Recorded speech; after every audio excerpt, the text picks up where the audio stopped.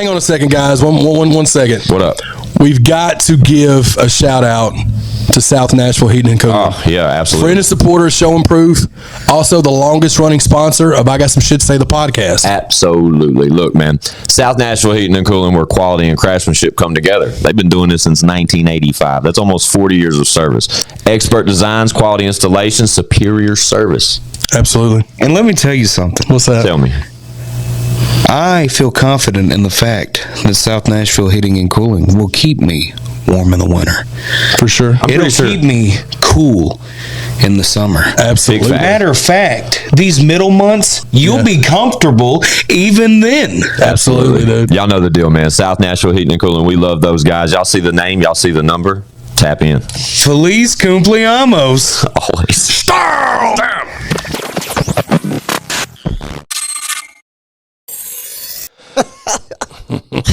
It's I Got Some Shit to Say, the podcast, man. We're back like we don't stop, because trust us, we never do. All we do is work. Y'all know me. Fuck you, Squint. That's right. R.I.P. Whizzle fizzle. Forever and always. With me as usual, back in the corner, holding it down, ChadArmesTV.com. Yeah. that guy. With us tonight, guys, Jesus Christ.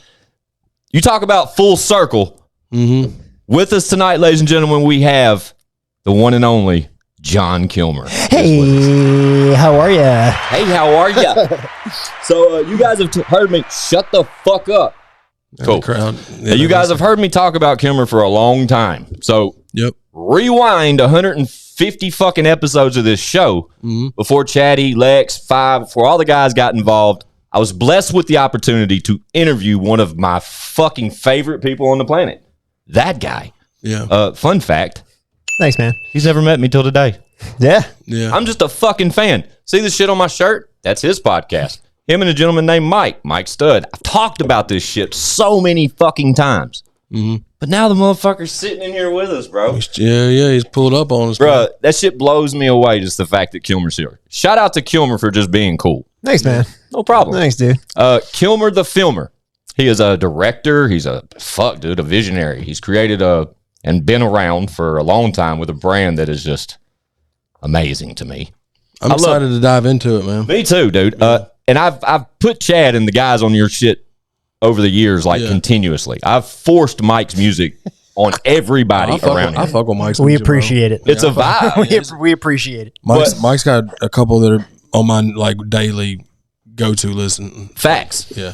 But along the way, I got him introduced to Mike's music in 2014, formerly known as Mike Stud, when an album Closer came out. And fun fact, Kilmer shot that video. The very first visual I ever got of Mike Stud was the Closer video. It was on like some leaked fucking website. I used to download legal mixtapes all the time. And Yeah, Closer 2014, that's back when mixtapes, yep, for sure. right? And I'll never forget it, because as I start putting everybody's roles together and like people out of y'all's little crew, it made sense, that big pink logo that pops up at the beginning.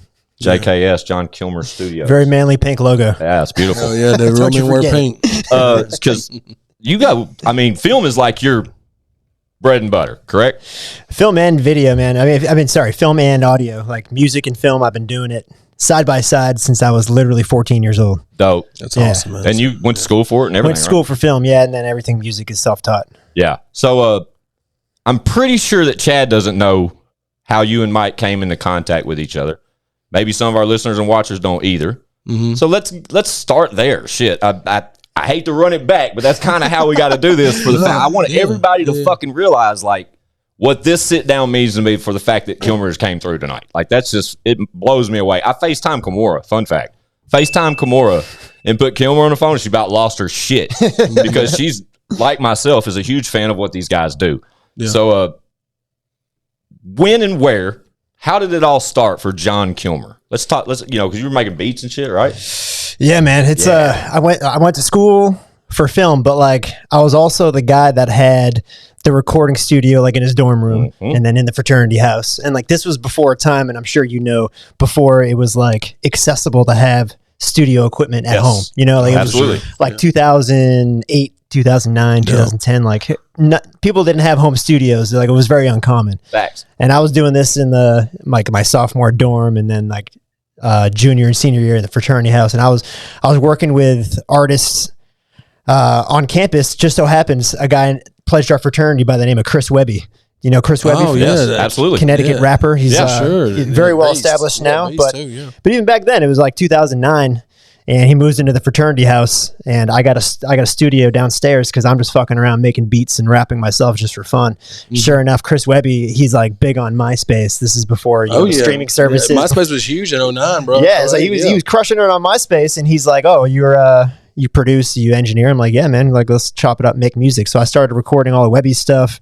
Oh, and man, God bless him. If it wasn't for Webby, I don't even know if I'd be here today. Because that's dope. Dude. First guy I ever worked with, first artist I ever produced for, engineered, like all that. And we worked together for like 2 years or so when we were going to Hofstra University together. Hofstra, yeah. Hofstra. I didn't know that's what school you went to. Yeah, Long Island, New York. Not a lot of people know it, but dope. So yeah, I mean, Webby was pretty much the start for me working with him, and so like from that, like he started getting bigger and bigger. He was huge on Dat Piff when like Dat Piff was a thing. Oh yeah, that was my spot. Yeah, he was shutting down that website whenever he dropped a mixtape. I remember that. Them downloads because they used to highlight you on the main page. Yeah, and you go platinum and all that on there. Webby used to always be up there. He would always shut the site down. Yeah, and so from there, like I was then like the guy that worked with Webby. So then I started working with more and more artists. So by the time I got out of college, 2010, like I was already somewhat established enough where like people had heard the people I'd worked with. So I had like a little bit of a legitimacy to like get a client base from there. So out of college, I moved right to New York City, like had a couple of roommates, some like, you know, one of my best friends growing up, I lived with, he was in finance, and I started building this little studio in my like little tiny room, like 10 foot by 10 foot room. I had like my bed on one side and my desk on the other side with like my studio monitors and my keyboard and everything. And I just Place House, man. Getting out the mud, dog. I had no space. I couldn't make a lot of noise because I'm in this big apartment building, but I would just wake up every day. I'd make beats. I'd hit up artists. I'd try to work with whoever I could, shoot videos, make beats, engineer, just like, all in one, for a musician. That's the way to get it though. Yeah. So the way I met Mike, fast forward 1 year, I'm 1 year out of college and I'm just emailing every artist that I think is dope. I'm looking up, I used to check out music blogs back in the day. Yeah, but blog sites were where I found a bunch of artists. Yeah. So like my buddy, Tim Weber, who actually lives out here, he ran a site called goodmusicallday.com. And, I was always good buddies with him, and like a lot of my work would get on his site, and then a lot of artists I work with would get on his site. So I'd always check out music on goodmusicallday.com. And one day I see a video on there called College Humor by this dipshit named Mike Stud. And I'm like, who's this Mike Stud guy? Yeah. And I watched the College Humor video, and it's kind of like aligned with me a little bit. Back then, because I was kind of like a bro fraternity guy, college guy back then. Yeah. So like I see this video and I'm like, who's this guy Mike Stud? I dig into it. I read his bio and like I see he's a baseball player, pitcher for Duke, now making music. He only had 1 or 2 songs out at the time. But sure enough, like I had a whiteboard right in my room, and I'd write all the artists that I want to work with and hit up. So he, sure enough, I write Mike Stout on the board. I email him some beats. I say, hey, I've worked with Webby and these other artists. I think you're dope. Here's some beats. Let's work together. And he hit me back up a few days later and said, I like this beat. And he made his 3rd song over it. And then when it came time for a music video for it, I told him I did videos, and he came to New York City and we shot the video. That's where I met him for the first time, and the rest is history. Rest is history. What year was that, Kilmer? That was 2011. Wow. That's dope. 12 years ago. Wow. Dude. Yeah. That's crazy. So when you said like being involved in like video and film and stuff since 14, I'm a huge movie fan in general. Mm-hmm. Was that like was you just a huge fan of like just watching movies and learning about them like growing up? Is that what got you into that? I was in love with movies, but what really like made me super into it was that for whatever reason, my high school had a class called video art. Yeah. And it was just like a video class that like, it was like an elective in high school that you could just like take if you got into it, and you just got to like make videos and learn how to edit and stuff like that. And again, this is 2005, 2006, before like it was accessible to have cameras and like edit videos and stuff. So like my school just had this stuff, and I took that class and I fell in love with it, and I was good at it. And I was kind of like known for that in my school as being like the guy that was good at videos. Yeah, so then I'm like, I'm majoring this in college. I love this. So I went on to study it at Hofstra. That's cool, man. Fun fact, Chad. Ask Kilmer if he's ever shot a movie. Yeah, have you? I did. I shot my first. I crowdfunded my first film in 2018, and it's currently on Amazon. If you want to, I'll buy it. Can I like buy it? Or is it on Prime? You can rent it. Yeah, I think it's like $2 to rent. No, What's the title of that? It's called The Primrose. The Primrose. I knew that because I've looked it up. Yeah, it's a very low budget. I raised the money myself, but low budget. I wrote it with my buddy Jiggy, who's a comedian out of New York. Me and Jiggy, we wrote it. I wrote it, but he and I directed it together. He helped me produce it, and he helped me raise the money for it. Yeah, and got into a bunch of festivals. Kind of did that for a little while. Yep, that's it right there. All right. And we made full transparency, we made the thing for like $30,000, which is not a whole lot of money for a movie. And for a movie, definitely not. Now I'm working on the second one right now. So let me get a roll. Need it. Let me get a roll. This? Need it. No. I want to be in the film. Oh, a roll. I thought you meant a drum roll. I want to get my acting on. I want to make my acting debut. Yeah, there's like a satanic orgy scene if you're into that. Hell yeah, dude. Wouldn't that be some shit? No full frontal, man. No full frontal. Fucked up shit. No full frontal. Thanks, I'm man. in. Fuck it, I'm there. That's bro. You got Mark Gagnon on there too. You know who that is? Yeah. Is that the dude from Flagrant? Flagrant. With Andrew Schultz. Yes, exactly. So, yeah. So I'll tell you a little story about that. So, Yeah. Mark Gagnon was still like a senior in college when we casted him. My friend Jiggy's a comedian out of New York, but he came up in the Orlando scene. Mark Gagnon went to college in Orlando as well, and when he was a senior, my buddy Jiggy's like, "Yo, we should check out Mark Gagnon to act in the film." He's a senior, but he's like, I think he'd be really good for it, and he's like an up and coming comedian. So we checked him out. He auditioned, and he like was so good. Like was so good. And he wasn't even like, he wasn't a comedian really or anything. He was just kind of finishing school. So he did the film. And since he did the film, in the past 3-4 years, he linked up with Schultz, and he's just been kind of like his dude. Yeah. Kind of like what I am to Mike. He's kind of doing that with Schultz. Yeah. Goes on tour with him, and funny dude, man. Yeah. Really funny doing the podcast thing with him. And yeah, I love that. That's one of my favorite shows. I love to see what he's done in the past 3 or 4 years, and just kind of not to say that I discovered him or anything, but yeah. It's still a fun fact because I've never read into the Primrose like that to realize that he was in that movie. I would have caught that too. Good eye, Chad, because I would have caught that shit immediately because I'm a fan of Mark Gagnon. His hair's super. I don't know if his hair's still long, but his hair's been super long, and it's like a lot shorter in that movie. So he looks like a little kid in it. Oh, yeah, he's got like a surfer look or some shit. Like his hair's longer. Yeah, he got some big hair. Locks. Yeah, man, I'm looking forward to checking it out, bro. Like I said, I bought it. I'll check it out tomorrow. I appreciate that. Thank you. Yeah, man. That's the crazy part about this conversation for me because, like, when I told Chad to like ask him if he shot a movie, because I already knew the answer, but like everything we're sort of talking about now is so weird to me because I've asked Kilmer these same questions, but from a completely different perspective. Yeah. Like it was almost 2 years ago, and I was literally sitting over there nervous as fuck. Didn't even know what to ask or how to act or what to say or what direction, how long to make the episode, how short, do I take a break? Did we talk before when I get him? Dude, I was so fucking nervous, dog. I was shaking. My fucking chest was I didn't think I'd land that, dude. And Kilmer was so cool. He's like, yeah, dude, no problem. When you want to do it? Yeah. Was it during pandemic, you said? Was that when it was? I don't even fucking know. I don't know. It was a minute ago. Yeah. But Kilmer's like, yeah, no problem, dude. He's like, I'm actually like going out of town tomorrow or something. I'll be back home in Boston. He's like, as soon as I touch down and I can get somewhere and I got a little time, he said, I'll hit you up. Just, be ready. Is that on your did you upload that to Swin City? That's on my YouTube channel now. We'll put that in there just for people to go check out. Yeah, the audio is available on like all of our Spotify and shit. It's like one of our bonus episodes. We added them late, but they're available now. But if y'all listen back to that, dude, that was so early on, man. I think it was 2020 or 2021. It was just a vision though. Like what everybody sees here week after week in 2 episodes, man. I'm trying to tell y'all, like I had these initial visions of it, what y'all see every week with Chad and the guys and the guests we've been able to bring on. But when it comes to Kilmer, man, like I was such a fan of Mike, I became a huge fan of Foley and of Kilmer and of Blue and like this whole crew of guys that run with him. Like Skeez is a beast too, dog. Skeez is a fucking monster. Great new addition. Yeah, man. He really is. I dig the shit out of Skeez's music. And he signed For the Homies, right? Mike signed him? Yeah. That's dope, bro. Shout out Mike for signing, dude. Skeez is a monster. He's an animal. He's funny as fuck. It's just it's like the perfect fit for what y'all got going on. I totally agree, yeah.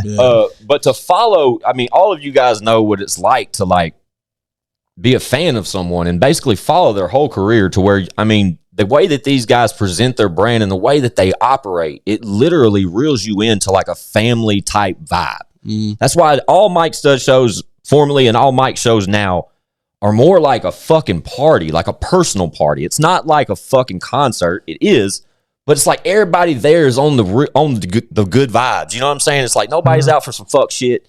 There's fucking pretty people everywhere. And that's a huge thing with Mike's crowd, bro. You'll go to a Mike show and see some of the baddest fucking bitches, bro. He'll bring them out in every city. God, I wish y'all put Torrance Boring. A lot more dudes now. A lot more guys now at the shows. Really? Oh, yeah. Oh, that's a fun fact. I didn't know that. I'm for the homies. Yeah, right. I guess. Right. I get it. But when it comes to like the relatability, like not just with the baseball stuff, that's initially what pulled me in with Mike's music was the baseball stuff. But like the evolvement from Mike Stud to Mike and like his growth of an artist is just undeniable. And like when I sit and I watch you talk about it, or I sit and I hear you talk with him about it on the YNK podcast or wherever else, bro, I know you're like his biggest fan, but like one of his best friends, you give it to, I could see you just giving it to him real as fuck and him like valuing your opinion. Yeah, I mean, there's not many people in a circle that that is like that, you know. Exactly. I think it's just a mutual respect thing. But like, I mean, I want to see him succeed. I'm not going to sugarcoat anything. Absolutely. You know? Yeah, I totally understand. Yeah. But just to see, like I said, dude, to like be such a fan of that guy's music, and then fall in love with the brand, you know, like the message, and then you know, the Steves and all that kind of shit. You know, just I've been so fucking hands on with y'all's career. And I can't say that about anybody other than like Jelly, our guy here, you know, like hometown hero type shit. But like personally, I just don't fan out about artists. I never have, bro, because I was an artist. We got plenty of dope music over here. I just don't have to fan out like that. Like even, you know, major artists come through. They're cool. They're dope. I just don't fan out. But something about Mike's music has always just reeled me in. But the fact that I was able to reach out to Kilmer when I was at the pinnacle fucking height of being a fan. And Kilmer's like, sure, dude, no problem. But to fast forward 2 years and to hear you sort of explain it again, it's almost like the same thing, but it's not. And then Chad's in the room and it just, I don't know what I'm trying to even leading towards right now. I'm still just kind of tripping on the whole round around shit that just happened. Dude. Yeah. I mean, 2 years later, the guy's sitting in my fucking garage. I can't get over it, dude. Touring's boring. Yeah. Touring's boring. Let's talk about Touring's boring for a minute. Chad, have you ever heard me tell you about Touring's boring? Yeah. So like the vlog series or whatever it was. Kilmer, what was Touring's boring? Go ahead. All right. Well, Touring's boring was a YouTube series we created, probably starting right when we started touring. I think Mike started touring like right around 2012 or say. Like he did some shows in 2011 when he first started making music, but he really started doing shows in like 2012. And then I started touring with him as a videographer, and best videographer in the fucking game had to have been. And well, I mean, your style is really dope, bro. Just to like let people know, like we didn't know what the fuck we were doing when we were going on tour. Like Mike was headlining shows, but we were going to these shitty bars. It was like 100 people, 150 people, 200 people. And like we had never done anything like this before. None of us. And like our DJ Fader, shout out Fader. He was like the DJ and tour managing. He didn't know how to be a tour manager, but he was the most qualified for sure, which isn't saying much. But like we were just getting fucked up every night, and like I would film it, and you know I'd look back at the footage, and we'd kind of see like how immature and like unqualified we were to be doing what we were doing. Right. Like we would lose the car keys. We wouldn't pick up our money at the end of the night, and I'd get it all on camera. And we look back at the footage and we'd be like, man, like we have no idea what the fuck we were doing. And so we decided to make a joke of it and do like this funny commentary, kind of like in the style of The Office almost, and like just kind of poke fun and be sarcastic about like us crushing it on the road, and then showing this footage of us just being complete idiots, immature, dumb idiots, not knowing what we're doing. And then that just kind of blossomed into this series called Touring's Boring, where we were kind of YouTubers before being a YouTuber was a thing. We dropped definitely. We would drop this series of like a tour vlog. Like, we're kind of one of the first artists to do a tour vlog. I know at the time Wiz Khalifa had a big tour vlog. We were kind of like the other people that had a tour vlog. So was it like random on the uploads too? It wasn't like spaced out a certain. It was just whenever we were touring, we would put an episode out. Kilmer would whip one up. He'd just throw it out there. I remember seeing them like rolling out. Like, because I've been subscribed to the YouTube for what seems like, you know, forever now. Mm-hmm. And I remember like when they were like a huge part of Mike's YouTube channel, you know what I'm saying? And then all of a sudden it was just gone. All of them. Yeah. How many episodes of this was there? Oh, geez. It Was was, it a dozen, 20 of them? no, it was at least 30. Oh, there you go, 30. At least 30, yeah. What happened to him, Kilmer? Well, I mean, it was a bit risque, and then, the Me Too, very fucking risky. the Me Too movement came around a couple Gotcha. years ago, and like I'm gonna tell you firsthand, we were gentlemen through and through. If you Absolutely. ask anyone that's ever come in contact with us, they'll have nothing but good things to say about us. We were like, although we were dumb, but we were respectful people. Yeah, I can see it. Through and through. Gotcha. But like with like what was going on in society and like the climate, it was just like it was a bad look, man. I get it. No, for sure. And on top of that, like we've grown as people. Like, Yeah. like, we went from boys to gentlemen. Honestly, sure. And we were in our like Yeah, it becomes a bad look we after were a while. 23, 24, 25 years old and running around like idiots. Yeah. Now we're grown ass men. We're in our mid 30s. Yes. We look back at that and like, yeah, God, we were fucking wild. there were fun times. Don't get me wrong, Yeah. but we're not the same people, and that's not really what we represent anymore. Yeah, So. no, I totally understand. The music speaks for that too. Like, Yeah. I totally get it there, but touring's boring happened before the show, right? Yeah, so Touring's Boring was what kind of got us the TV show. We shopped Touring's Boring for like 2 years, I'd say, just to networks, and we wanted to get like a show picked up for it. Like, it was that successful, and the footage was like that watchable. Like, it was that interesting to watch. Like, it would pull you in. Like, Well, it was engaging. great to watch. What it did well, the two things was that one, it like engaged our fan base, so like it made them a part of it. And they got to see themselves, in the videos. Like after we did the show, I'd film it, I'd put it up on YouTube, and they got to go back and relive the night from our perspective, which was really cool for them. And they got to be in it because after the shows, I mean, we'd go out to the bars with the fans and we'd go drink with them, and I'd film it, and we'd just have one big party. Mm-hmm. And then they got to be a part of it, and they got to relive it the next day watching it on YouTube. And then two, it just made people want to go to shows because they'd see that and they'd feel like they're missing out, and they'd be like, "Oh fuck, I got to go to a Mike Stud show." That's it, Like- right there. Like everyone's having a fucking blast. For We got sure. to party with him after the show. Like he'll come out and party with us at the bars. Like I want to do that. So it just fueled one. It made like the fan base more like grassroots and tight, and like it just made like everyone a super fan, and it made more people who like weren't super fans want to come out to the shows, and then they end up becoming super fans. So Yeah. it's just like a great way to interact with our fan base, and it's something we've done really well, I think, over the past decade. If it wasn't for that, it was the podcast, or it's like Y&K. Like we always come up with ways to interact with our fans in like a meaningful way. So it's just Stevens Mingle. Stephen Mingle, yeah. It's just great. We're gonna get to that too. I mean, dude, I'm a true testament to that. Like the fact that I had you on a show 2 years ago, and it was out of left field. You said yes to a stranger, like you've never spoken to me one-on-one or nothing. You said that you'd come to a Zoom call with me. We did a little interview. But fun fact, since then, Kilmer's been a real motherfucker, dude. Like occasionally I can comment on his shit or hit his DM, and he responds to me like it's the homie, like straight up. And I think that, back to what you were saying, I think that is like, that's proof of that. Like, it's not that you're DMing every fucking fan y'all got. I get it. But at the same time, yeah, dude, it's always great vibes. I've caught y'all 3 times now, or twice. Is there 2 or 3 times? Mm-hmm.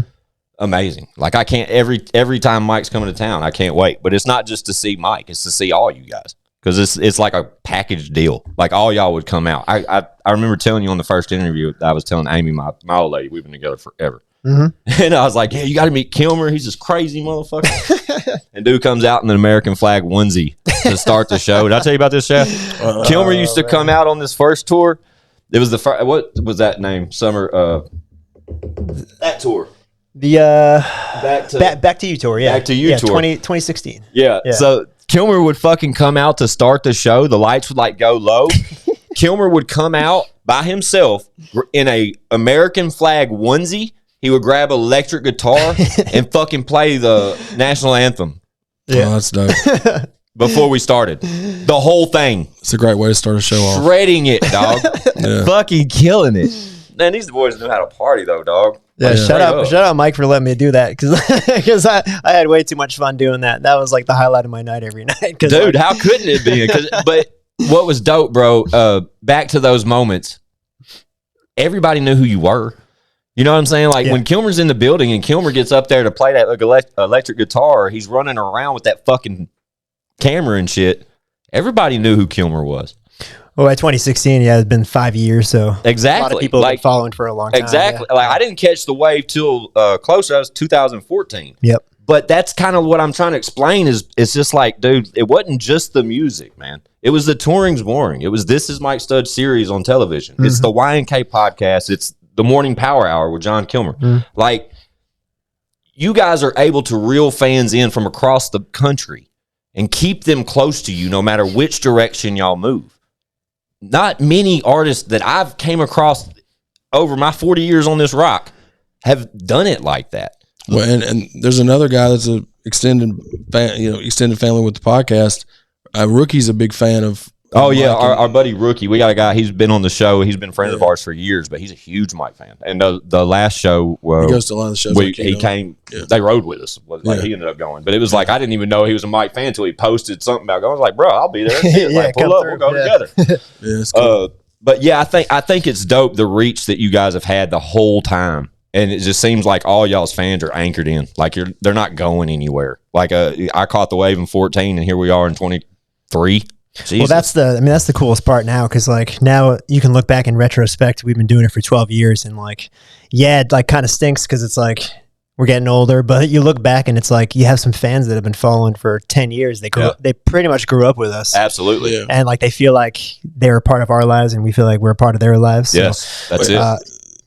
I was going to ask you a question. The way that y'all do y'all shows and the way that y'all interact with the fans, was that something that y'all set out to do in that way, or is that something that just kind of naturally happened and then it just became like the format? You see what I'm saying? Yeah, it was definitely natural, because like we did it from day one. So like in the beginning, we just wanted to party with the fans after the shows. Like it was that simple. Like we didn't have we weren't like, oh, we're gonna party with the fans because it's gonna get us more clout. Yeah, and you like just more, wanted to like, kick it. Yeah, we just like that was just who we were as people. Like we had a good time with you guys. We appreciate you. Come to the bar. Let's have some beers. Like that's just the type of people we were.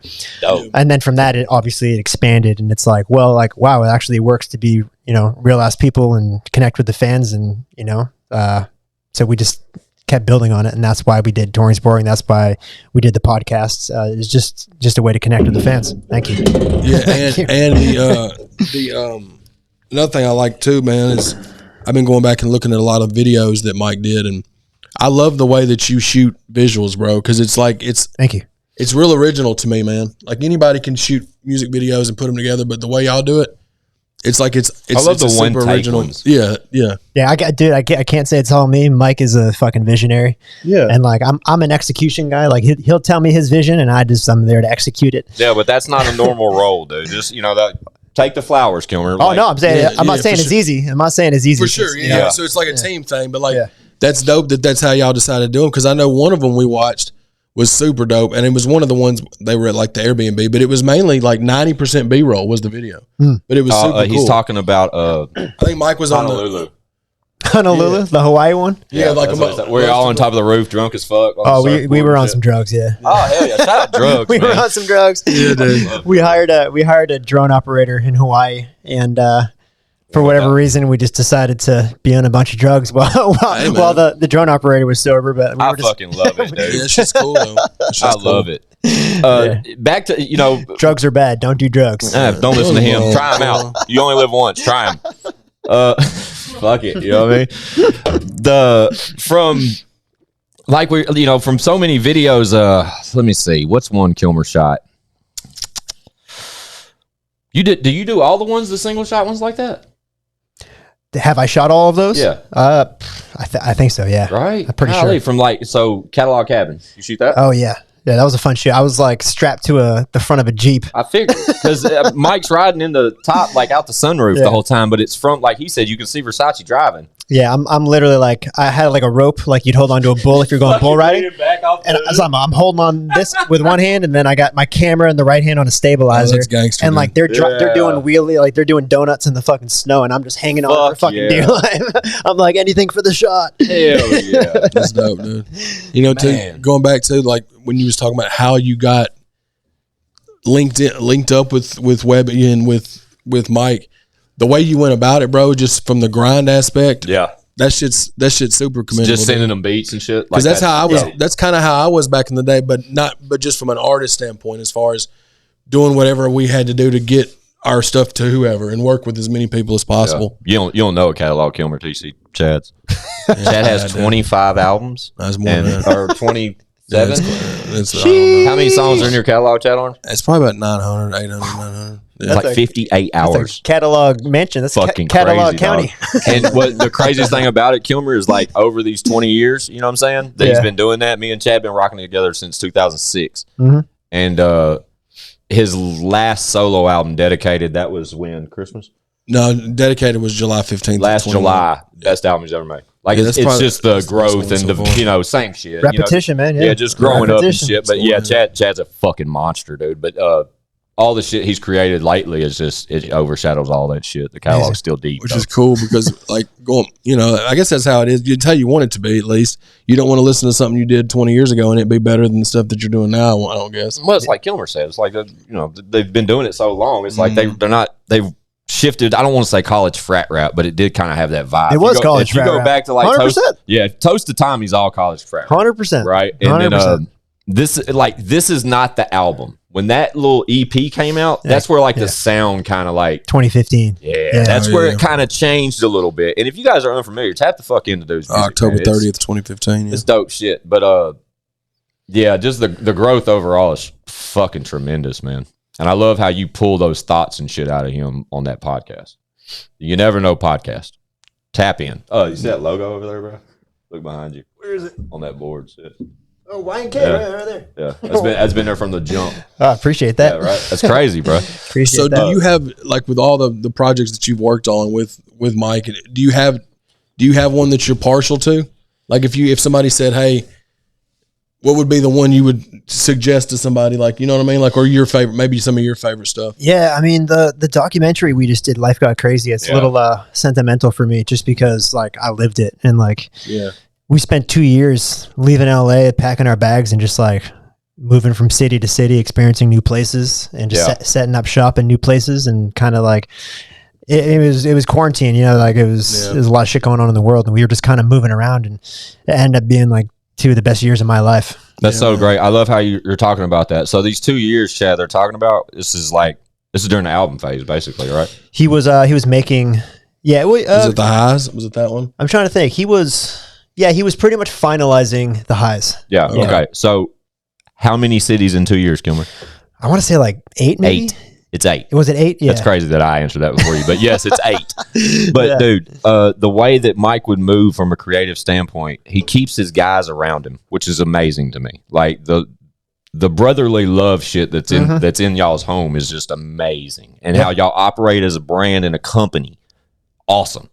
But the fact that he moves like that just to create. And this boy was set. He'd get this dope ass Airbnb. Like, I'm talking about dope Airbnb that are in a lot of those videos. That's where those are at. Some of them are Airbnbs. Most of them were just places we were crashing at for a month or two. Yeah, they're dope. They're dope spots for sure. Major flex. Well, I'll say this though. I'll just say this: like, Mike wouldn't get those places to like flex them. He'd get him to like literally put himself on a like vibe. The most ultimate vibe to create the music that ended up being his most successful. Yeah, that's what I was going to lead to. All 8 cities, Mike always, and it's all documented. Kilmer documented it all. But every one of these cities, this motherfucker would set up his desk, bro, like in front of the most beautiful, literally like breathtaking shit. Fun fact, they set up one of those 8 locations in Nashville. Yeah. Right across from at Nissan Stadium. It's right across on First Avenue. First and Broadway, man. Yeah, First and Second and Broadway. Yeah. Right across at the corner of Acme Feed, like behind Hard Rock, like right in that area. Damn. What video was shot from that rooftop? It was I should know this, man. You should. There was 2 videos. There was What I Know. What I Know was one of them, I believe, and then 2 Birds was the other one was So Sick was on the balcony. Oh yeah, So Sick. And I'm trying to think if there's another one, but I think it was. The What I Know is the one y'all need to tap into. Yeah. So Sick's amazing too, but it's kind of like a rendition of the Neo joint. Yes. But What I Know is amazing record. I love that record. Yeah, but that's a good one. You talk about that's a place of Nashville that a lot of people ain't never seen before. Yeah. Like, bro, I've lived here 40 fucking years, and I never knew that place existed right there. Have I ever showed you that, Jackie? Jackie Moon's in the building. No, Bruh. shout out Jackie. Like that's a hidden gem right there. Staying there was dangerous, man. Like, Fuck yeah, you can imagine. Like, I get it. Like, you live in Nashville for a long time. Broadway gets played out. Like, shit, I've been here 3 months and it got played out. Bruh, but that's like a special location within Broadway where like you're up on like the 5th floor and it's soundproof and you don't feel like you're on Broadway. It's just like this penthouse, 2-floor penthouse that's just like happens to be right on the river, overlooking the stadium. And beautiful. You walk downstairs and then you just hear like all the Bachelorette. Woo! Like it's just, you hear the madness the second you open the door. Absolutely. Yeah. And you know, Kilmer mentioned the Life Got Crazy documentary, which at first was kind of like a private thing, but it's available now on YouTube. It's on YouTube, yeah. We have to make sure that link is in the description. Yeah, we'll put that in there too. But there's a segment of that where Mike talks about that place and it being soundproof and just being, and that's where he finished the Highs album. Yeah. Was here in Nashville. When during that did Kilmer decide to move to Nashville? Because now, fun fact, I'm putting it out there, but Kilmer now resides in Nashville. I do, yeah. That's why it was so great for him to pull up 2 years later almost and sit with me now. But yeah, what made you want to? It was before that. So like, fun fact. Hit it. Yeah, it's great, right? Yeah, I love it. Yeah, I'm gonna be hooked on it now. Do it. When we were still living in LA, like 2020, before we even left, like the whole plan all along, like Mike was like, I want to move to Nashville. And then when that happened, Foley left. He moved to Nashville first. Yeah. And then like we decided to go on like this 2-year journey. We never meant to be a 2-year journey of like going city to city. Wow. It originally was like, let's put all our shit in storage in Nashville and just kind of travel for a bit. That's how it started. And like Mike's end goal was to live in Nashville, and it's changed since then. Because I mean, it's been 2-3 years since he had that conversation, and he wants to do something different now. But Foley moved first. He fell in love with the city, and then I kind of had in my mind, I'm like, I'm gonna save up, and I'm just gonna buy a house here when I have enough money to do it.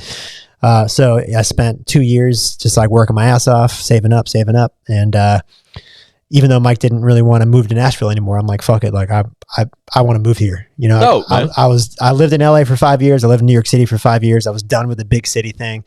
Getting older, I'm starting to like respect the quiet. Even though I know the city's getting bigger and bigger every day, it's still like, man, it's still so much compared to New York and shit. Like I'm 2 miles from downtown, and like I walk outside and there's this beautiful like park right outside my front door. Oh man! And like you can hear the birds chirping and like neighbors say hello. It's like it's beautiful, man. I'm painting it right now, especially compared to where you were taking me there from. You know where you used to live. Those cities are way bigger and way different, I'm sure. Oh yeah, a lot different. So I'm loving it out here. Like I like having a lot of space. I'm so psyched to be building out my studio again, like properly, with the amount of space I have, and I'm just excited to start collaborating again, working with artists, doing the music thing, doing the producing thing. Like I'm pumped. That's amazing, man. I love hearing you talk like that. I love so I was going down a wine cave, the You Never Know podcast rabbit hole. So, you know, Kilmer sits as a co-host with Mike on his own podcast called the You Never Know podcast. You know what I mean? It's on this shirt right here. But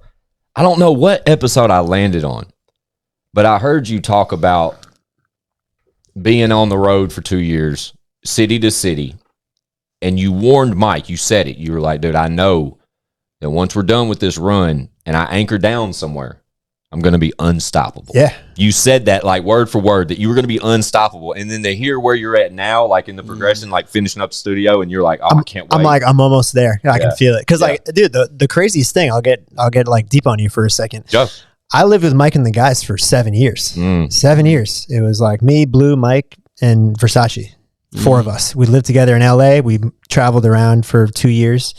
And when I moved out of the house, that was like a big changing moment for me, because I identified a lot with living with those guys. Absolutely, that was a big part of my life. Yeah. And to like leave that and to like kind of go off on my own, try to like become my own man. And now it's like a lot of the things I used to identify with, I'm not really doing anymore. You kind of start to have like an identity crisis. And like I went, man, I could talk forever about this last year. Like it was just such a like defining last year of my life, about like, you know, like mentally just a lot, so much shit happened, man. Like I got the house in Nashville, my first house ever. Like we toured. I had 2 near-death accidents that happened within 2 weeks of each other last year. Damn, bro. You want to talk about it? Yeah, we can get to it in a second. Yeah, but, for sure. But like all these defining moments happened last year, and like to be here now, and like I'm like almost on the vibe where I feel like, yes, I do almost feel like I'm going to be unstoppable. But like, it's been, dude, it's been taking a long time, almost a year to leave the things I used to identify with and like actually figure out who I am as a person. And it's been, it's been like a daily thing, you know, it's been a daily thing. And, I'm almost there. I'm like almost out the other side. I can feel it. Good for you, man. Well, yeah, I mean, even though they're not blood, I mean, you lived with your brothers for 7 years, and you just had to. Yeah, it was. You know what I'm saying? My second family. I got for 7 years. Like it was the people I spent more time with than anyone else. Like not even close. Yeah, like, I didn't see my family nearly as much as I saw this family. Yeah, and like it was more than friends. It was like it literally was second family. Yeah, yeah. That's dope, though, man. It's 100% true how you say that. I just know, like me as a fan, I know the capacity of this shows that we're talking about and like the pandemonium involved with like your life. Like, bro, for however long you've been rocking with Mike and being, you know, pedal to the metal, just going like this, I could only envision some of the shit Kilmer has seen, done, experienced, etc. But for all that to sort of catch up with you and just smack you across the face one day and be like, what about me type shit? You know what I mean? Like, yeah. It's just a maturity. Eventually, you got to leave the nest. You got to leave the nest and fly on your own. Eventually, absolutely. And I work with Mike to the day I die. Like hand to fucking God. You know. Like, yeah. He's and I'm sure he would say the exact. He's same fucking thing. family for life. Yeah. I mean, like, dude, he could drop me any day and find someone better in a heartbeat. You know. But like, you know what I mean? Like, even just from a consumer's aspect, bro. Like, I just couldn't see any of that. Like, oh no, like it's it wouldn't feel right for him, like it wouldn't you if it was vice versa. You know what I mean? Like, neither one of you couldn't get rid of the other. No, like the older you get, like the you realize the fewer people you can trust, like straight up trust. Absolutely. So like, you know, like I can count the amount of people on one hand, and he's one of them. Yeah, same story, different book, man. Well, I know all about it. Too, like everything that y'all experienced, like you said, was amazing, I'm sure, to y'all. But it was also a time in your life when the world was just different, and y'all were younger. You know what I'm saying? Mm-hmm. Now it's like just a chapter that you went through. God, and now you got a new chapter. You know what I mean? That's a chapter. You know what I mean? Dog. Yeah. I couldn't. Bruh, to be Kilmer for a couple weeks. Like, dog, these motherfuckers used to do it to it, dog. Like, I was trying to tell Chad, I was like, bro, like from a capacity standpoint as an artist, if you can imagine going on a 50-city tour, selling out every show, the crowd being 60-40, women to men, everybody jumping, everybody smiling, most people attractive, lots and lots and lots of alcohol, little drugs mixed in. We weren't big drug guys. We really weren't. I would have been a huge drug guy. Yeah, we weren't big drug guys, but we abused alcohol to the fullest. To the fullest. Did you have a preference? Was you a beer guy, or did you do liquor? Did y'all Bro, liquor this is why we have these on the table. This is now. I want you to answer, Chad, but I'm just saying they could have. Bud Light should have cut y'all a check a long time ago, dog. Like real tough. Yeah, it's like I get why they didn't. Yeah, I do too. Now to answer, Chad, what do you prefer? Like, what's your preference? So I mean, yeah, I'm a Bud Light guy for sure. Like, I asked him if he was thirsty. I appreciate good beer, but like, I mean, dude. But like, I had to go through like that 10 years of abusing alcohol to realize like I don't need to drink that much anymore. You know, I had to go through it. You know, we all have in some way. Not like this, dude. These boys used to tear shit down. I can give you some examples. Like, go. So like in the beginning, like the first couple of years, we were like, we love Coronas and we love Peach Ciroc. Those when we got our rider. When the venue had to provide us our rider, they're like, we'd spend our whole rider money on like cases of this is all of Corona. All of this is documented, and like giant bottles of Peach Ciroc. And like, it was never our goal, and like it wasn't what we intended to do. But we'd go on stage, and between the five of us, we'd drink all of it during the show, during the hour and a half set. And like there'd be a part where like DJ Fader would put a song on, and Mike would take the 750 milliliter of Peach Ciroc. And like whatever's left, it's going. It would be a full bottle, and during one song, like someone would take a slug, pass it over, someone else would take a slug, and then after the five of us, the bottle would be gone. Y'all were gangster with it for sure. Dude, super gangsters, bro. Yeah, I mean, at the time we thought we were a gangster, but I look back and I'm like, oh my god, the damage, the damage I did to my body. That's just a Southern reference. It's like, goddamn, they don't give a fuck. But Chug Bud, you know, when Chug Bud got into y'all's mix. I'd be fucking trash, man. I'm not a huge drinker. I know Kilmer is a Bud Light guy just from reference and watching all of his shit. So I asked him on the way here, I was like, bro, you need Want me to grab you a couple of brews, bro? And he's like, yeah, man, Bud Light. I'm like, of course. But when the Chug Bud era came through, I pointed up there because there's a couple of Chug Buds up there. But when that whole era came through to you guys, I'd fucking Earl everywhere if I took a 6. If I did a Chug Buds, 6 Chug Buds, I'd puke. You know what that is? Yeah, I know the Chug Bud. The Chug Bud? Google that, motherfuckers. I'd grab one, but they're up there. But you talk about y'all linked up with some random college kid for this, right? He, the fan reached out to Mike. As a fan from like the Chicago area, he reached out to Mike and he's like, hey, I have this like chugging product. And like, it wasn't big at all at the time. He was just reaching out to Mike because like the brand's kind of aligned. Yeah. And Mike tried it and he was like, oh, this is like a sick product. He's like, let's partner up. So then Mike ended up acquiring the majority of the company, and then it's his to this day. Yeah, dope, super dope. I've seen so much shit that's like in comparison now, but nothing really compares to this. Yeah, a lot of people have tried to rip it off and stuff like that, but it's thank God like that came around when it did in like 2019, because we had already been like binge drinking for 8 years. So y'all probably move a good amount of them things, huh? I'm like with the commerce side of things, I'm pretty hands off. That's like the Foley thing. Foley's the G with like Stevenson Ranch, Chug Bud, the merch. We haven't even mentioned that word yet, but that's that's just part of this ultimate like. I know you don't, like you just said to Chad, you're not hands on when it comes to this sort of stuff, bro. But it's just kind of, when I think Kilmer, I somewhere in that thought, Stevenson Ranch crosses my mind, or fucking or Chug Bud crosses my mind, not because you're like involved to that degree, but it's just part of the brand that you represent. Yeah. So here's something I was going to think. I was thinking of, out of all the years of y'all doing shows like that, is there anybody that you can think of off the top of your head that was super fun to party with?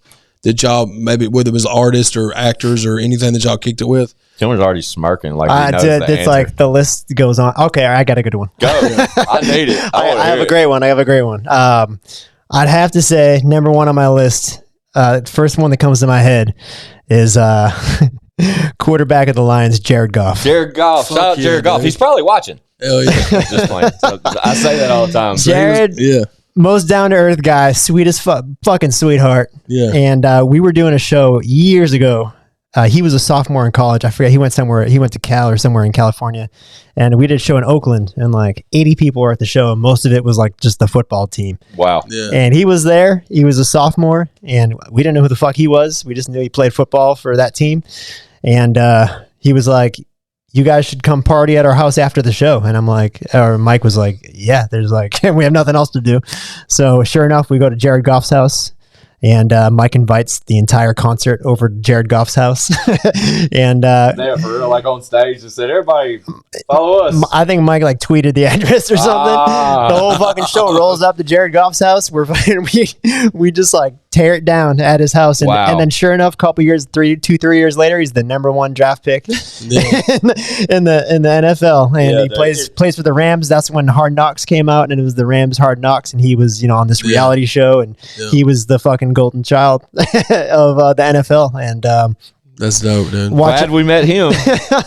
And then we've run into him time to time, and it's just he was on the podcast too, right? Yeah, and we just kind of laugh of like that old memory. But dope. There's so many of those, because that's the other dope part about being around for so long, for 12 years, because like you party with these people you don't think much of. You're just like, oh, this is a nice dude, let's party with him. And then one day, 2, 3, 4 years later, they go on to do something like huge, and then it's like, oh shit, like we're buddies. I remember, well, no, not even that. It's just like, I remember that dude, like like we were partying in like this little like shithole city like 4 years ago, and now like he went on to do such great shit, and it's like, it's cool to follow other people's journey along with our own. Absolutely. And I'm sure there's people that kicked it with y'all back in the day like that, and they're thinking the same thing about y'all too, like from where y'all elevated from then 10 years ago till now. So it probably kind of works hand in hand. That's cool though. I was gonna die. I thought you was fixing to say like Ric Flair or something. I was gonna be like, no, dude, I'm a big wrestling guy. Oh God, don't get it started, Kilmer. Hold on, Flair. Kilmer. Yeah, dude. Ric Flair and y'all would be dope, dude. Y'all had Enzo on y'all shit. I love Enzo. Yeah. Right? Chad used to be a huge wrestling guy. Huge. Enzo was, man, he was something else. Really? Him telling us, I mean, you could watch the episode. But he goes on this long story about his trip on DMT. Yeah. And he is one of the best storytellers I've ever seen in my life. Yeah, he was great. He was great when he was in WWE, like on the mic and stuff. He was really good. Yeah. Y'all know my favorite wrestler, though, right? No, I need Let's it. go. Dwayne "The Rock" Johnson. Oh, come on now. man. Yeah, shout out to the intro to the Power Hour. Yeah, exactly. Yeah, what were you going to say? I cut you off. No, I was just gonna say that, dude. I mean, talk about being a fan of someone for a long time. Like, I can honestly say I've been a fan of Dwayne for 20 years. Really? Oh yeah, for sure. Because Maybe longer. yeah, Dope. Like because 25 years. I'm with it. Yeah. because the Rock, that makes sense. Because just going off like your age, like whenever the Attitude Era was big, you were like probably like I was young. I was like teenager, yeah. elementary school, even. Yeah, Or like even yeah. like into being a teenager, middle school, like the impressionable years. dude. And then he goes on to just crush acting. Oh, and, And, dude, and crush everything. And like I get it, like, you know, people think, you know, his movies can be corny or his acting can be corny. I don't give a fuck. He's good at them. I'm there opening weekend no matter what. No matter what? I don't give a shit. I'm with it. Dude, like the Rock, totally get it. the Rock. And what's crazy about the Rock too, man, is when he was first coming up wrestling, dude, he was wrestling at the fairgrounds here in Nashville, dude. Wow. Yeah, he's got Nashville roots here. He went to Yeah. school here at one time. Yeah, Wow. but Yeah, he's got some roots here. But yeah, dude, That's crazy. the Attitude Era, like watching it Monday Night Raw on USA back then when you were talking about Thursday just SmackDown, everything. Monday Night Raw. Yeah, Like, dude. man, growing up with that was, and that, man, obviously we're big Stone Cold Steve Austin guys. Of course, dude. Love it. I've grown to like him more and more as I get older. Just 'cause, like, it's like, wow, he wears jorts and crushes beers. Like, Yeah, of course I'm dude. gonna be a fan. And just Yeah. cusses and beats the shit out of people. Yeah, it don't get much better than that, right? Yeah, Stone like, Cold's the We're man. talking about rattlesnakes and shit. Like, Texas I'm rattlesnake, fucking baby. with it, dude. Yeah, shout out Mike. He wears a lot of that retro fucking Stone Cold Yeah. shit. I love it, dude. That shit's fucking grip too. Like, I looked some up and was like, damn, I need that shirt. all that stuff's coming back, bro. Like all those like old like Yeah. wrestling t-shirts. Yeah, the and real stuff. shit. Yeah. The real shit's ones, dope. Yeah, but there's so many knockoffs and shit. But like to get the authentic, like retro shit. Yeah, God damn, Mike's get your a wallet out. bandwagon wrestling fan though. I'll Oh, for real? I'll Is call he him out really? for it. Yeah, go ahead, talk your I was, shit. a real, Kilmer. I was a real OG fan, man. I was Dude, there from the jump. Yeah, so that's this guy, dude. Yeah, I Dude, was Chad's like all about wrestling. Hulk Hogan and Ultimate Warrior like that long ago. That was a little before my time, but like the 'cause Attitude I'm Era older, was right. Yeah, but Attitude Era was like Right, my sweet that's spot. what that was like the height of it, bro. Whenever they were doing the stuff when they were getting bigger ratings than Monday Night football was, yeah. bro. I mean, it Yeah. was Oh my god. And like, dude, like the pandemonium of like when The Rock would come out or Stone Cold would come out and the signs, everyone's standing up. Like, Fuck yeah. there's like literally 10,000 signs in the crowd of like Yes, people. dude. Yeah, And the like- Rock would get on that top rope and do that fucking. dude. Dude, my favorite moment. Yeah. My favorite moment was Go, kill it's me. it's I'll paint the picture for you. I'm ready. It's with The Rock is on stage with Vince McMahon, and The Rock's talking shit to Stone Cold, just talking his shit. And then all of a sudden, the glass breaks and just Stone Cold comes out. Stone Cold comes out in a fucking Coors Light truck. Yep. He drives the truck into Yep. the fucking stadium, Hell yeah. What's he do, Kilmer? What's he do when he gets down there? and then The Rock's still talking shit. So Yeah. Stone Cold gets out of the truck. He takes a big fucking hose and Yeah. starts spraying beer out of a fire hose all over those motherfuckers. Dude, I'll never forget that It was. because I wish I was. I would have paid infinite dollars to be there to see that. dude, Jesus the funniest Christ. thing about that moment So the is that- beer truck was like a I follow you and now. he's I feel you. hosing them down, and it's Mr. McMahon. Why have I never seen that? I don't think I've ever seen that. Shane, I You- think's in there. His son, YouTube it, man. The Yeah, Rock. Shane was in there. Yeah. But one of them gets sprayed, and there's so much beer being sprayed that somebody's in there like acting like they're swimming and shit. Yeah, and then But that Stone Cold moment gets was in there and he epic. kicks all their asses. and then he Stone- chugs a bunch of beer. It's the Fuck greatest yeah. moment in history. Dude, he drove so many like big ass vehicles in that time frame. He drove a I remember Zamboni. Yes, I remember that. Yeah, man. That I don't was, remember four-wheelers, this. he Why drove- don't I remember the it's the hose on purest beer form of truck? entertainment, man. Yeah, It's the dude. purest form. I gotta look that It one really up. is. Because later, like years later, Kurt Angle did it, but he drove a milk truck down to the ring, and which imagine getting sprayed with all that Dude, milk. this and takes how us bad back it- to our conversation last week, Chad, when we were talking about the WWE app. You remember that? I Yeah. don't know. So the WWE used to have an app at one time, and it allowed you to like watch any past pay-per-view history on all the demand. Monday Night Raw episodes were on there, bro. On demand. And then So they it's like sold you the could just Peacock. bring them up. You know what I I mean? need to get me that. It was yeah. like- It's but on they did Peacock away now, with bro. it. You can go on Peacock. Oh, It's on okay. Peacock. It's on It's Peacock, yeah. To Peacock we go. This is brought to you by Peacock. Right. What about the Saudis buying that shit? Did you see that? I heard. Is that true? I thought that was fake. They're Is that trying. real They life? said they're debunking it, For but for like, billions of dollars, I heard. Yeah. I don't know, man.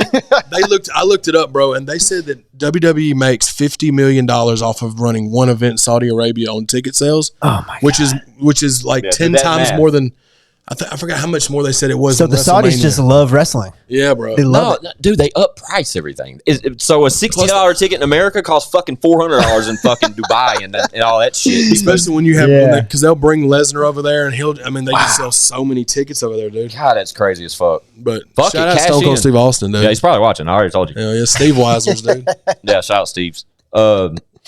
So with Y and K, you know, Chad asked, what was your favorite? You know, give us a moment. You know, out of Y and K thus far, how many episodes is on Y and K?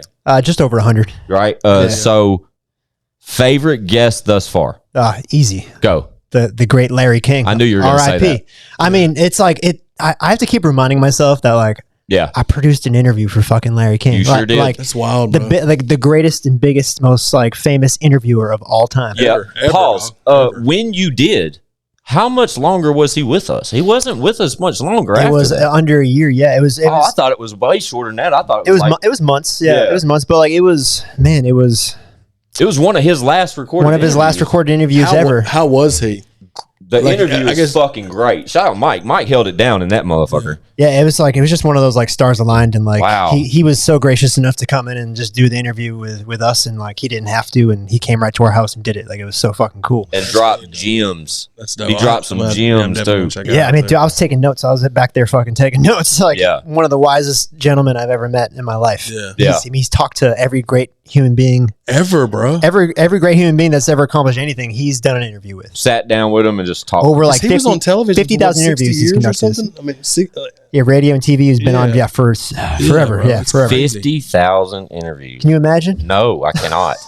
Bro, I've got like 60. 30 or I don't know how many. Chad's got a dope ass interview series we do on ChadArmesTV on our YouTube channel. Yeah, you know, Chad's YouTube channel is right at 60,000. We're almost at 60. Yeah, we made it. But you know, other than the podcast and their music, you know, we also house like an interview series that we do, like a lot of artists that we kind of like DJ Vlad, like where I'm off camera, basically more long form, like more like starting with you growing up and stuff like that. Dope shit. But about 60 of those. I'd love to do with you sometime, man. If you're anytime, yeah. That'd be dope. Let me know. Yeah. But fucking 50,000 interviews. That's insane, dude. Like what? How old was Larry King when he died? He was 90 something. I believe. He's like 86ish. Yeah, mid 80s. That's a good life, though, dude. That's a hell of a life. Yeah. It was, man. It was a surreal moment for sure. That's definitely a guest that you haven't like. Getting him, I mean, you don't see him on nothing. Not on Rogan. Yeah, and even Mike expresses that, and they hear Kilmer co-sign it now. Like the rarity of just him sitting down with, I mean, no offense, but like guys like y'all. Yeah, exactly. Like that's like him coming over here. Like what the fuck? Like Larry King's not gonna come anywhere close to shit like that normally. But the fact that he entertained that, and it was so close to, unfortunately, like so close to his death. I don't think there was that many.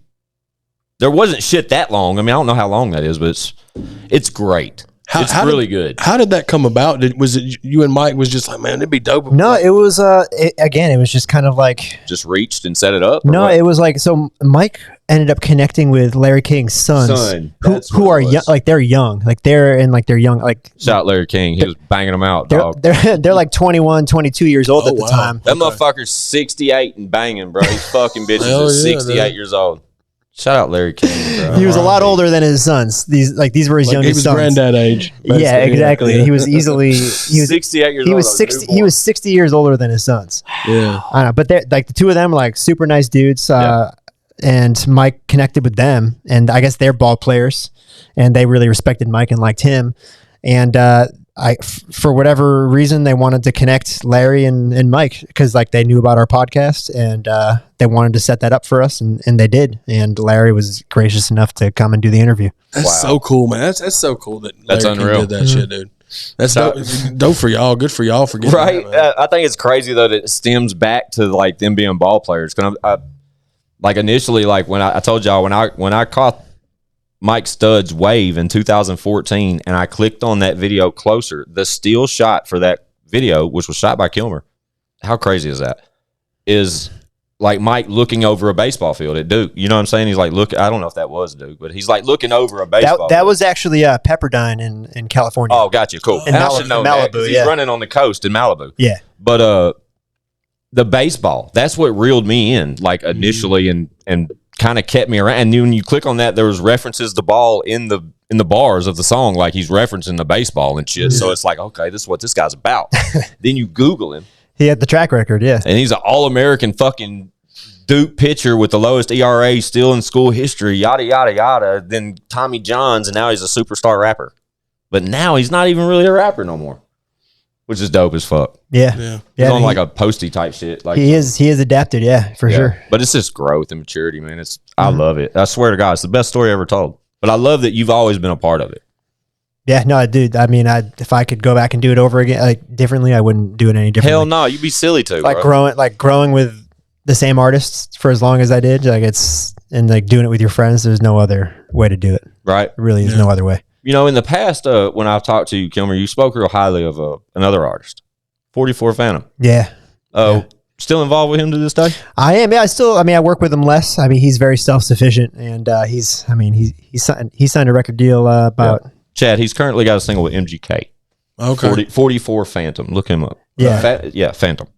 44 Phantom. Yeah. Yeah. Dope shit. When I first came in contact with Kilmer, just verbally or like on our sit down, he had mentioned him to me then. That I was already on the wave. I like caught him through your social media. Oh, camera down. Damn. We're still good. We're still in there. Yeah, we're definitely still in there. Shout out Squints, dumbass. For real. But yeah, I remember from like on your social media, like a long time ago, you were posting him and it like took me down a rabbit hole. And since then I've kind of followed his career. I rarely like hear new artists, like unknown artists that I just get like so psyched about. Like I hear the potential right off the bat. I'm like, oh yeah, this dude's got it. Dope. Yeah, that's the song he's got, MGK. Yeah. And I heard one song like on YouTube that he did when he was like 17 years old, and like some like blog or something like playlist picked him up, and like I heard the song through that, and I'm like, oh man, this dude's voice, like it's kind of got like a Bieber tone, almost like a really like smooth pop tone, but he's got like some sauce, like he can like actually get a flow like on a beat and stuff like that.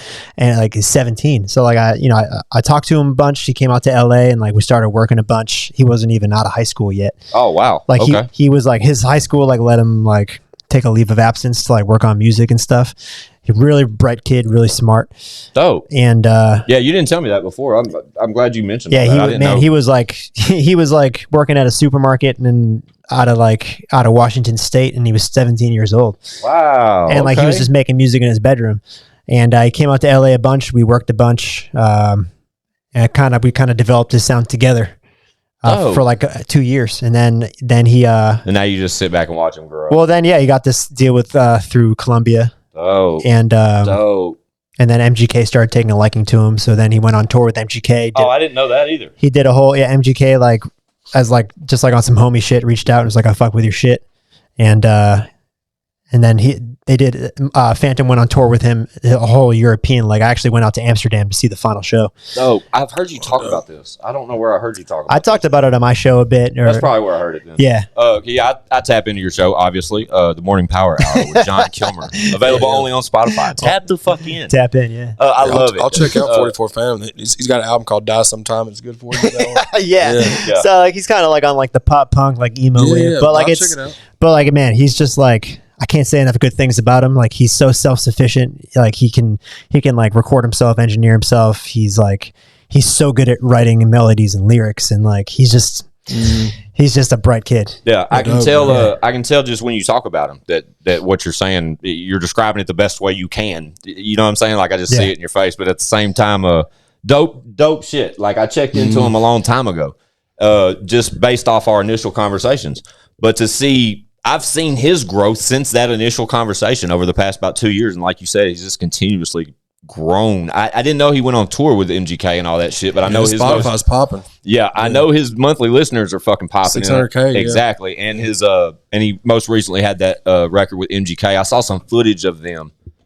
I follow him, and I think there was footage of 44 Phantom on stage with MGK, and the record's playing. They're not performing the record, but they're kind of like the record's playing. They're vibing to it, and it's dope to see that. You know what I'm saying? I like shit like that. Yeah, but that's when I was like, oh shit, they got a fucking record together, obviously, and it took me down that rabbit hole. But yeah, shout out 44 Phantom. Hopefully he's watching. But yeah, I think it's dope though, man. That the way you sit back and kind of get the shit watch shit grow like that, bro.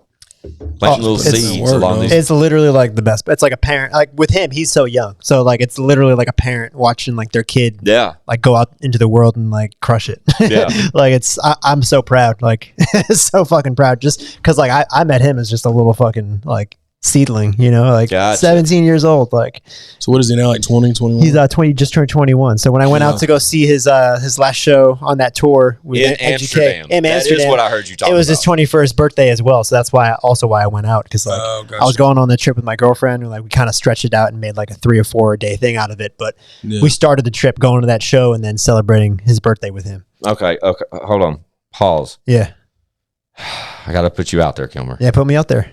He said girlfriend. Yeah. I'm in love, my man. I know you are. And I love this. I think Yeah. this is great. Yeah. But this is back to this growth conversation we've talked about. Yeah. Now, granted, I've watched this guy for the past 8 years of my life, literally 8 years. I've been a fan of an artist he is heavily involved with. I've watched him evolve with this artist. I've watched you grow. I've watched your products get better and better. Like, you know what I mean? From your visuals to just, I don't know, man, just being fucking Kilmer.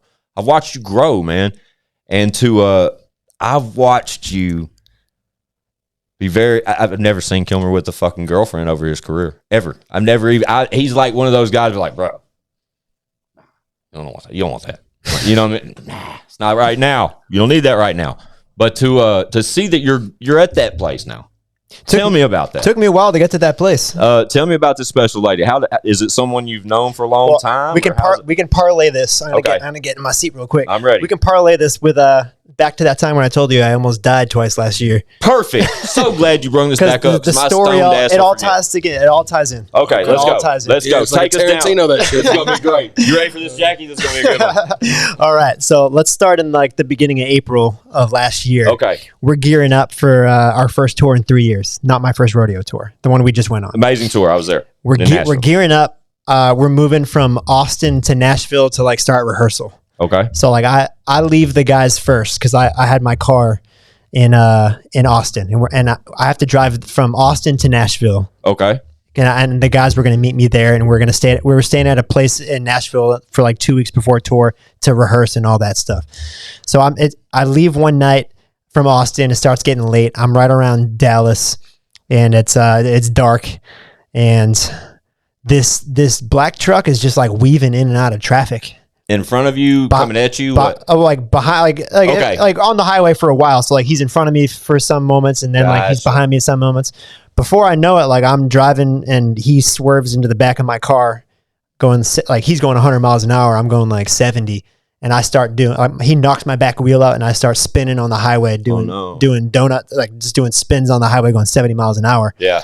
And through some fucking like miracle of God, like I didn't, no other car hit me, and I didn't flip, and I didn't get hurt at all. You just spun like this, like this, like this. I spun like this going 70 miles an hour. Yeah. Like I felt like I was on ice, and Absolutely. and like no cars hit me. It was insane. Like I spun across the entire highway, like 5 lanes of highway into this side road, like right into a service road on like the other side of the road.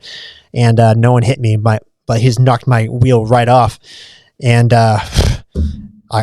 dude, like I've never been. Were you by yourself? Yeah, I was driving by myself from Austin to Nashville. Gotcha. And like, dude, scariest moment of my life. I was gonna say it had to have been like I can't when you even were put it. spinning. I can't imagine. I can't even put into words. Yeah, you're spinning, and like you have no control. When you stopped, did he stop? When you got wrecked, he knocked out like a quarter mile down the road because he was going that fast. Gotcha. So he spun out way down there, and like luckily, like people saw the accident, they stopped and like checked if I was okay, and like they told the cops like, oh yeah, it was that guy's fault. Like he knocked him out. So very scary moment. Anyways, Gotcha. And this was right before tour. So like 2 weeks passed. We're on the Not My First Rodeo tour.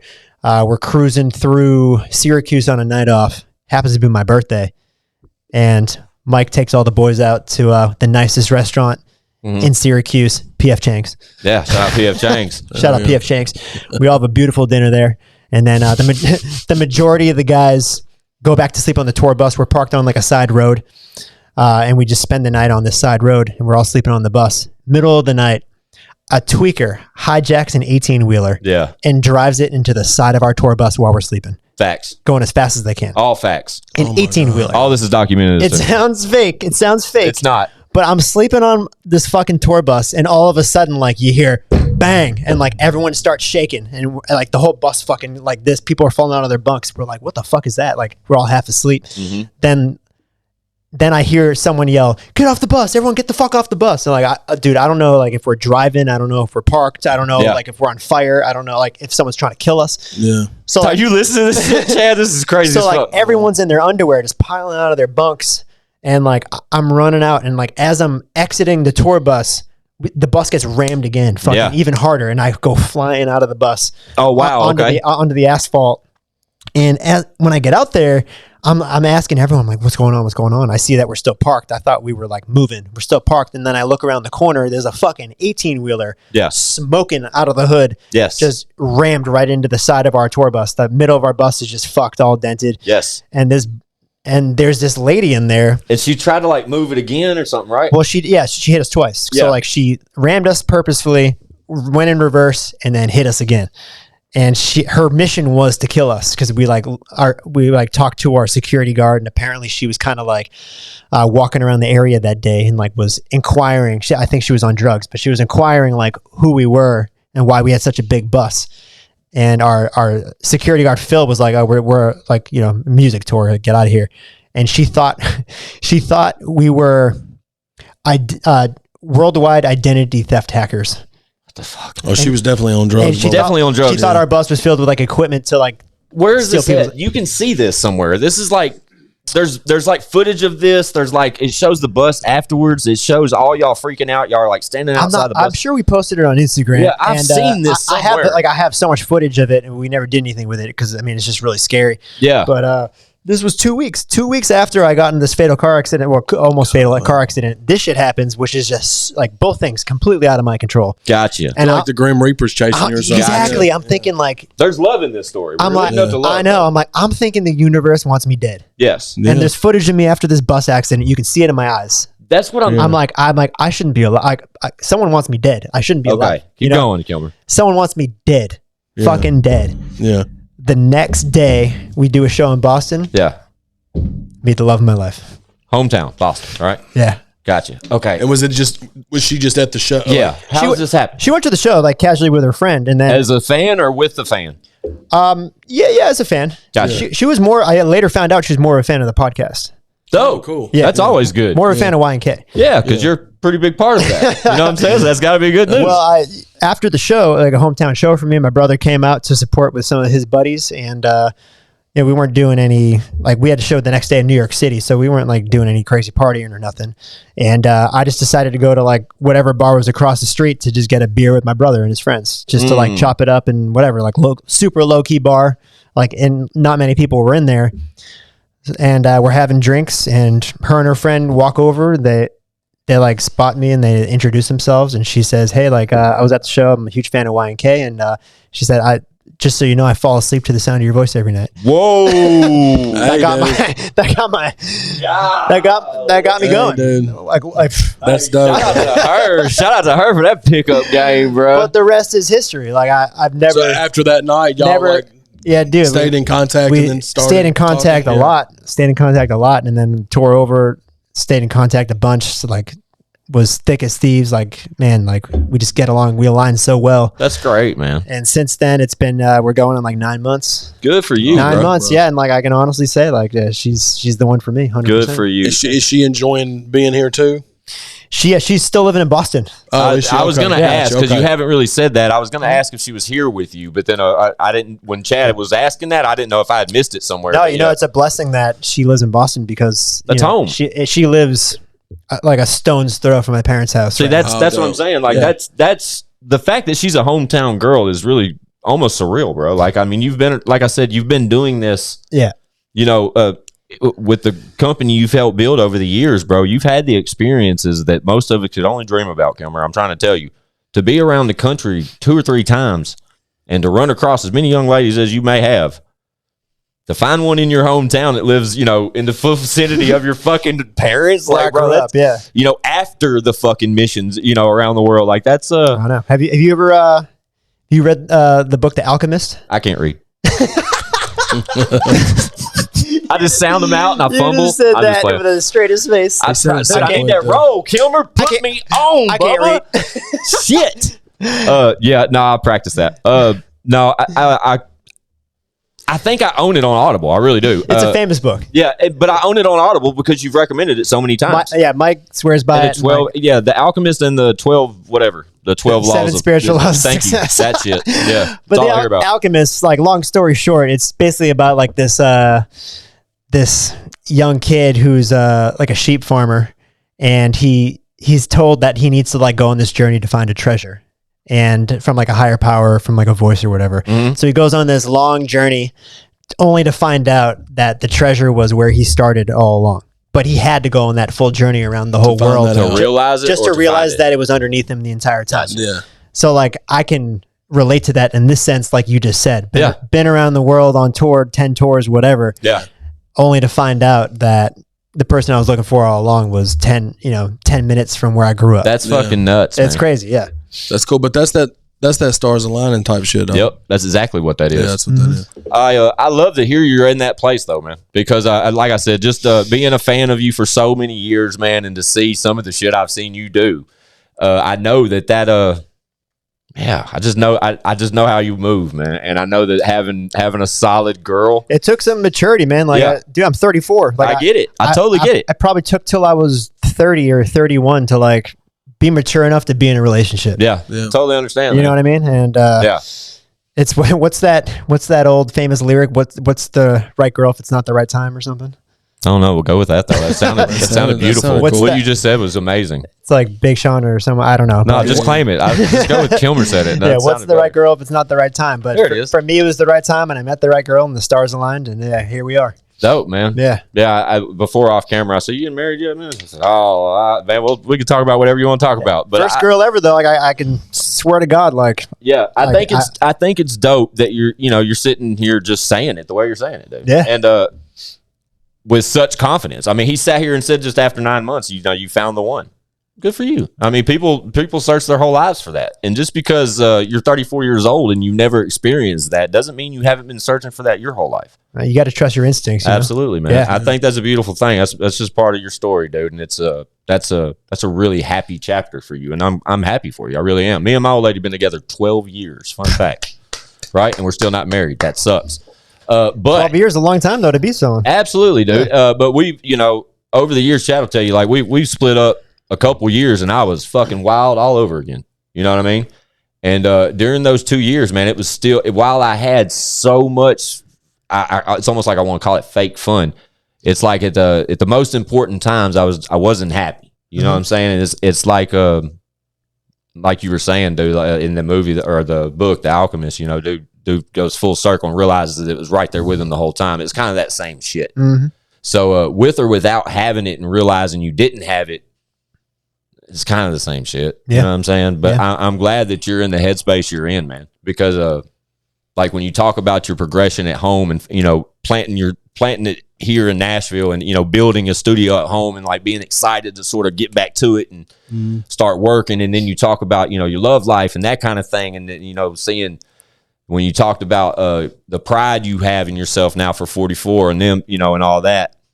I just think that's dope, bro. I think it's really dope to see, like we talked off camera or our phone conversation setting this up, or, I've told y'all last week I was on the Power Hour. That's what kind of set this thing up. Hell yeah. Kilmer invited me on his show and we spoke a little bit, but Kilmer told me that he admired my progression and that he, from time to time he'll check in with me, man, and see how I'm doing and see the progression of this show that we built. But Kilmer, bro, the inspiration that you brought me as an individual, dog, I will never be able to repay you. I will always be able to tell you how much I appreciate you from a fan's perspective, dude, and the way that you allowed me to just sit and talk with you, dude. Fast forward 2 years for you to come back full circle and sit with me and my best friend and to do it in my home. I mean, that's a beautiful story, dog. So I don't want nothing but the best for Kilmer, bro. If you're happy, I'm happier. Yeah, bro, for sure. You know what I mean? You make me start tearing up over here. Don't man. cry, bro. That was the nicest thing anyone's ever said to me, I think. Bro, but it's the realest shit. It's like I don't have opportunities to speak to you a lot, dog. And it's if it's real. I've told you this in the past. It's real easy for me to reference to Mike over and over and over and over and over because it all started with Mike's music and the inspiration he carries as an artist. But along the way, I mentioned Blue, I mentioned Foley. I could talk about Jerry or fucking Patty. I could talk about these people like I know them. I don't know them motherfuckers. They know thousands of people just like me because of that. That's the brand that you guys have created over these years. But regardless of where you are in life, dog, you're in your mid-30s now and you're realizing certain things about this world that seems like all humans come to realize over time. You know what I'm saying? Yeah. And I love seeing you in this headspace, bro. I don't have a lot of time to talk to you, and I just love it. I really do, man. Because when I sat there and heard you talk about your old lady, bro, like that's a beautiful thing, right? Like beautiful thing, sure. yeah. It's a beautiful thing. And hopefully she feels the same way. I hope so. Let's hope so, right? I hope so, yeah. So I don't want to pry too much, but hopefully we get her to Nashville soon. You know what I'm saying? I don't know what that looks like that's for the you. plan, I know, yeah. Has she been here yet? She visited, obviously, she visits all the time. what does she think about She'll be here on Sunday. Oh, dope, man. Yeah. Dope. Yeah, she loves it out here. Good. She does, yeah. That's great. Yeah, that's great. 9 months, man. Give it another 9 years. Yeah. You trying to have babies, bro? Oh yeah, I'm 34, man. I got to start thinking about it soon. But still, some people don't think about it. You know what I mean? Not that that's any of my goddamn I'm business. not one to force anything. So like, right. when the moment's right, I'm gonna do it. Ride the wave, Bubba. That's cool. Yeah, hopefully you get you a boy though. I've told you about this. We've talked about this. I'm gonna have all fucking daughters, bro. So, you already know. A long time ago, on our first interview, Chad, I brung up one thing that Kilmer tweeted. I don't remember when it was. It was years ago or some shit. He's like, if God, what did you say, bro? We talked about this on our first I don't know. interview. I feel like he says something I'm gonna about be really embarrassed by this. if God really something if I have all girls, something. I don't know what he said about girls, but I told him on our first interview that I was like, bro, I got cursed. I got 3 fucking girls. That's what I have as children. And you were like, oh God. You're like, dude, I cursed myself. I was like, I know when we're going to have a fucking girl now because I said that. I tweeted that. Oh, I bro, said, yep. I'll tell you this. My mom was one and had 2 sisters, and then my girl's mom had 2 sisters, and then my girl has 2 sisters. Like, break the cycle. I'm going to have fucking 3 girls, man. Nah, dude. Break the cycle. I'm going to have 3 girls, man. Look, Kilmer, dude. So with the Power Hour, we're back booming with the Power Hour, right? Yeah. Season 2? Well, yeah, just you're picking it back up again. Revamp, because I was telling Chad, I was like, bro, this is their second season. This is his second season on the show, but the first season's gone. Yeah, let's be real, because I was a fan of the first however many you had the first run. There was how many episodes of that? 15, yeah, roughly 15. Yeah, I mean, they were just vanished. It's a learning experience, man. Like I should have kept them out. Dude. I just have to like keep figuring out like what I want the show to be and how I want to be represented in the show and like what I want to stand for the show. And ultimately, like I was kind of like making the show more about myself than about the music and the musicians. And like the whole point of the show is to bring light and curate musicians that I think more people need to listen to. Yeah, like that's the point. Love it. Because there's more artists now than ever, like more than ever. Yeah. And there's a lot of fucking good ones out there, but some of them just like can't fucking catch a break. You know? I know one. There you go. Back here. Yeah, on the Power Hour. Yeah, for sure. You know? Yeah, love that, dude. And I just want to do the work of like finding music that more people should listen to. Gotcha. You know, and like not to say that, you know, my taste is better than anyone else's, but I've devoted my life to music and I'd like to think that I know enough where I can point people in the right direction. You do. No, absolutely. Yeah, I'll co-sign that statement. And not that it means anything, but I'll still co-sign it. No, I appreciate it. With you getting the studio built and stuff, are you going to be doing production, like making beats and stuff? Yeah, man, come through. Hell yeah, I'm down. Woo! That Chatty Bobby John Kilmer. Come through, man. Damn. Yeah, that's like, dude, I'm trying to create a fucking like a haven for creators. Bro, you just let me know. You let me know when, and we'll be there. I love it, Kilmer. Mm-hmm. Dude, I'm working on a solo album now. Yeah, for his 28th of them. This is going to be my most important one. This one's called Living Legend. Or Live Forever. Live Forever, yeah. Mm-hmm. Yeah, amazing. He's got a first single out for it now. We'll put you on some shit, Kilmer, but bro, thank you so much for coming through, bro. Yeah, man. Thanks. Have me back, please. Dude, for sure. You can come through anytime you fucking want. This is my home, bro. I love being here. You know what? Like I appreciate people who are resilient with the things that they love. Yeah, you know, 1,000,000%. That's how you were, bro. Going back to that's how you were. I mean, your vibe attracts your tribe, man. Yeah, like, bro. For sure. I respect you guys, and I look at this setup, man. This is a testament to everything you guys are building, and you're staying with it, and you've done more episodes than we've done with Y&K, and you're doing a fucking great job. Well, just never forget, bro, that Kilmer was the Kickstarter, bro. You kickstarted this whole campaign, when you get even bigger, bro. just let people know, you know? I'll never, bro. It's a true. I go back to it all the time. I continuously reference to it like it was. It's what started it all, dude. Kickstarter for sure. Definitely. If we wasn't caught, we've already decided to call this episode Y&K with John Kilmer. But if not, we call it Kickstart Kilmer. Kickstart Kilmer. That would have been dope. Yeah, let's go to that. Let's just go to Kickstart. I'm Kilmer. using that. Yeah, no, we're gonna go to that because that was a Kickstarter campaign. That's exactly what you started when you Kickstart Kilmer. We'll call it that. Thank you again, my friend. I really appreciate you pulling up, bro. Please pull back up anytime you want, bro. Yeah. We'll Bring your better half. We'll have I got kids in there y'all can play with and shit. All kinds of cool shit, man. I got trampolines. You need a grills babysitter, man. Let me know. Watch yourself. Dude, you don't want those problems, You dog. need to get away from the kids for a little bit. You don't want those problems, dog. That's why Uncle Jackie Moon's in the building right now. I got a 2-year-old upstairs that's rival to just bust through that door any minute and be like, "What's up?" Yeah, 2 years. 2 years, a little young, huh? Right. Yeah. Also, too, if you want to, if you want me to come through, we can shoot your ChadArmesTV interview at your crib where it's. Yeah. When you get all set up and shit, that's kind of what Chad does. He'll come to you. Well, he'll actually give you the opportunity to set that up anywhere you want, bro. It'll do like a one-on-one interview. Chad does his homework and really kind of digs in there from growing up, like we were telling you earlier. Just more details. So Love that. No, I'd love It'd be a great look. I'd love that. Yeah. But we love you, Kilmer, and please, brother, pull back up on us anytime, man.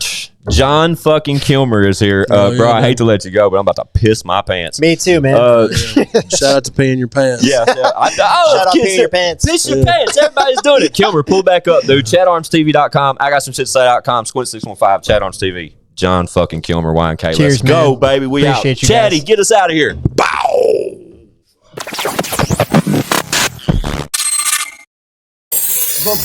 Bitch, we got views.